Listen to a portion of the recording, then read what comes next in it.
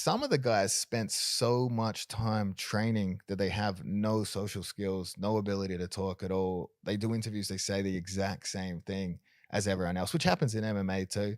Sometimes MMA guys take it the other way, and it's almost so cringe that they still don't really resonate with any of the fans. I just saw a unique opportunity because the sport was full of fake humility, guys that sort of, yeah, just say the same things over and over again. I saw a unique opportunity to take it in the other direction. You know what I mean? To sort of make a joke of what it is because it is kind of silly. It's just a bunch of dudes wrestling each other that are talking about how jiu-jitsu saved their lives. You know what I mean? So I saw it as an opportunity to just head in the other direction, make a complete mockery of it.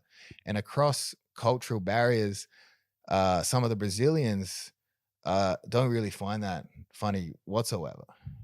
They really don't like those jokes. Yeah. Yeah, that is so true. And I think in terms of jujitsu, we were talking about this earlier when we compare it to MMA, like with what I do, the sports science side of it. It's funny because jujitsu's been around for a long time, but they're so far behind with so many things. And we're talking about this before, guys coming off getting oxygen chambers, like IVs everywhere. ADCC for me, especially since we've been working together and I'm looking at it so much more and dealing with so much athletes, it's wild how far behind the times jujitsu are. Like, why is that? Why is it? Is that, and I almost feel that they're resistant to the idea of, hey, you know what? Whereas in MMA, the guys almost open to it. They're like, okay, yeah, if my diet will work and make me better, and if I lift these weights and do this, I'll be able to kick harder. And if I run on this treadmill at this speed for this amount of time, my gas tank will be better. I find with the jiu-jitsu guys, they're not that into all that. Yeah, jiu-jitsu guys are resistant to a ton of things. I think first and foremost, it comes from Brazil, where they have an attitude of just train harder, just push through anything. You know what I mean? Another reason is a lot of the guys are so broke they can't hire any professional help whatsoever. Other factors, I think you get a lot of these guys in jiu-jitsu gyms. A coach thinks he's like an expert in all things. You know what I mean? Like there'll be lawyers, doctors in his class, but he's sort of like he thinks he's the gatekeeper of knowledge to everything. So he'll like tell these guys bad things about strength conditioning, nutrition, obviously weight cutting as well. I think that's a huge factor. And as well, guys that do jujitsu started off doing jujitsu. They never did any other sports, whereas MMA has like wrestlers, even guys from the NFL and stuff, sports with sports science. They trust those sports scientists' sort of knowledge base, but jujitsu guys just have no access to that. You know what I mean? They're not coming from those sports where they have educated people to listen to. Do you feel it now that we've gone through, like, and we went through and we did that diet and everything, and do you feel like there's a difference? Because when I talk to jujitsu guys and we do work with them, I almost think that's a massive advantage, right? Like, because like you said, so many of them don't do it.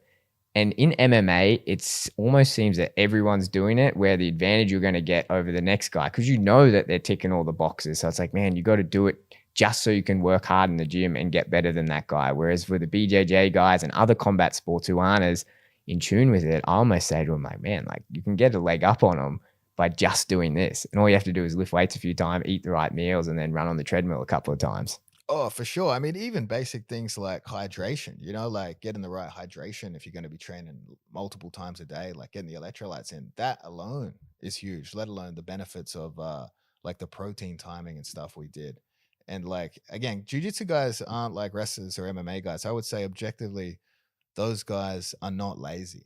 But there's a lot of lazy jujitsu guys. Like I've been guilty of it at times where I'll just be like, I just can't be fucked eating, I'll just go to the gym, push through.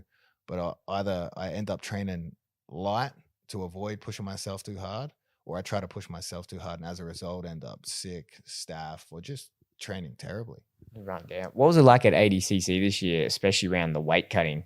Because the format's bizarre. I'll say it very publicly. I think the format is very bizarre how they weigh in at ADCC, but whatever, it works. But even when I'm working with the guys, it makes it a bit more tricky to navigate. And to me, I'm thinking, man, you've really got to be on top of this to make this bizarre format work in your favor and not get fucked up by it and not get really messed up. Did you see it? Were the guys out there? Because I was watching some matches going, oh man, I think that guy's had a rough one to the scale and it's probably showing. Oh, definitely. Because we got to weigh in on the Friday morning, Saturday morning, Sunday morning too. So it's like those three-day weigh-ins. And like when we spoke about it initially about me doing 88 kilos, like you were giving me the advice that really we don't want to cut. much water at all. That's not going to be a great idea for the event. We're talking about things like cutting fiber and stuff. But you see guys out there that are just doing massive water cuts on consecutive days in a row and just taking a huge toll on their body. And like a lot of those matches were decided by cardio. Like a lot of the time, the skill level's so close, they guys can't submit each other. And the way ADCC point scoring works is it's very hard to score points. So a lot of the matches were decided by cardio, and obviously a weight cut and just general nutrition is going to be a huge factor in that.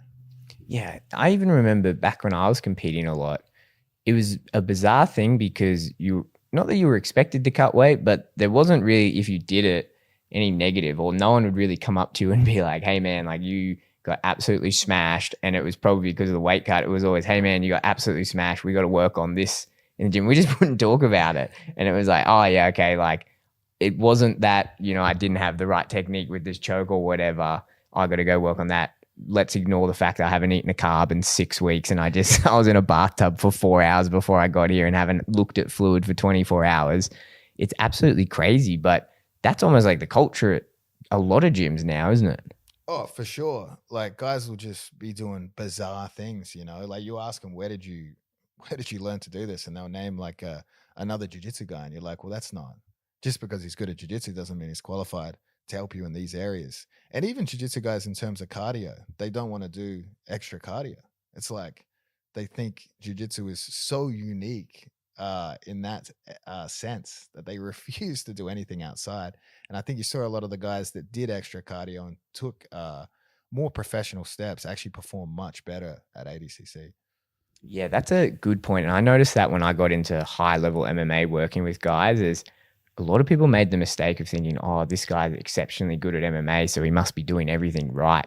And I definitely fell for that trap when I started jiu-jitsu, like the senior guys at the gym, and I did terrible weight cuts or like terrible training in general, or like just everything, many other things I did terrible off the advice and the influence of these senior guys. But it's absolutely true, right? Like you look at them and you go, oh man, this guy's a black belt at the gym and he just told me not to drink water for 48 hours. I'm probably not going to drink water for 48 hours. And then there's nowhere really to go and get that information and find it and be like, yeah, no, that's probably the most worst thing you could possibly do. Oh, for sure. That information is not out there. And like most jiu-jitsu gyms don't really have a lot of MMA fighters that have had experience in weight cuts, let alone had experience in good weight cuts. Obviously, there's still tons of MMA fighters out there that are doing stupid, horrible things to make the weight. So yeah, in terms of where to find that information, it's not really out there until obviously what we've put out recently.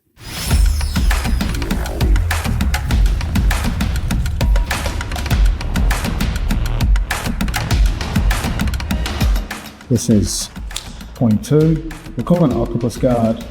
Across the board, I don't want you to think of it as a guard. It's not a guard, it's not a closed guard, it's not a half guard. It is a position that we are moving at all times. We're hitting tipping points, tilting points, we're making them chase us and onto us, shoot for submissions and pins that aren't really there. So again, although we're calling it Octopus Guard 2.0, try not to think of it as a guard, think of it as an ongoing scramble. That is a problem that is hard for them to solve. And we're going to have sort of answers for all the options and all the risks we take along the way.